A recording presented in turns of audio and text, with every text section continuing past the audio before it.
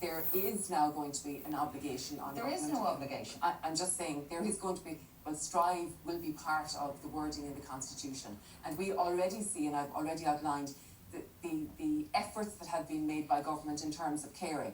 And we will continue to do that. But specifically, you reference why it's care within the family and not extended outside of that.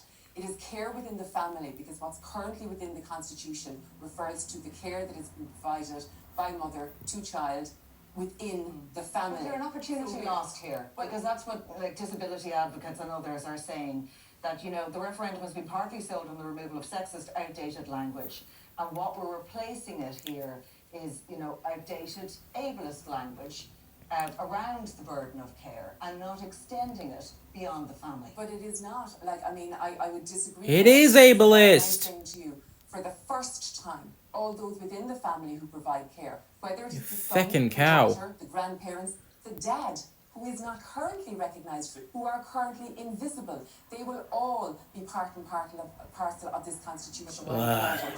And again, because currently we are talking about the article that deals with the care of children within the family.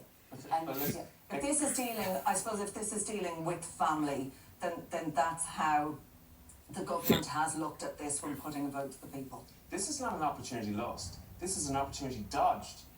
Look at the record of the governments in terms of dealing with people who need care and in care. This is a neoliberal response to it's Nazi liberal.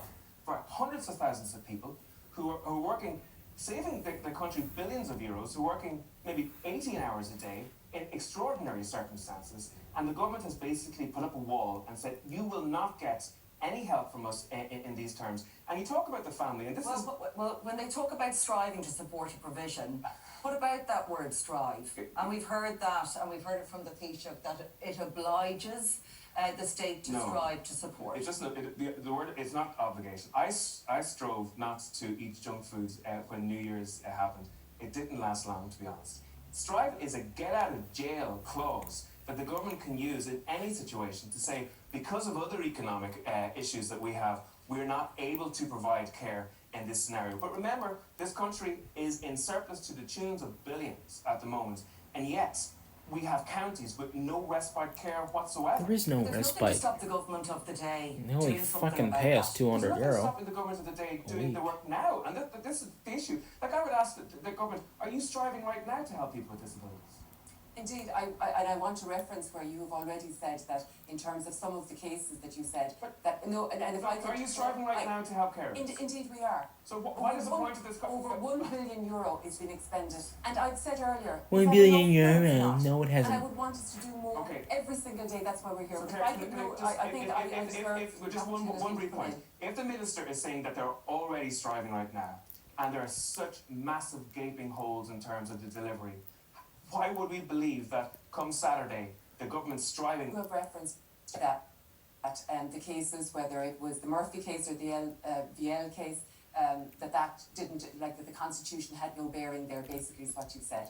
And what I'm saying to you is the Constitution did have a bearing. No, but what you're saying is that they didn't hang. I'm saying to you, they did not hang on the provision that's there already for women. They didn't, and that's incontrovertible. That's incontrovertible.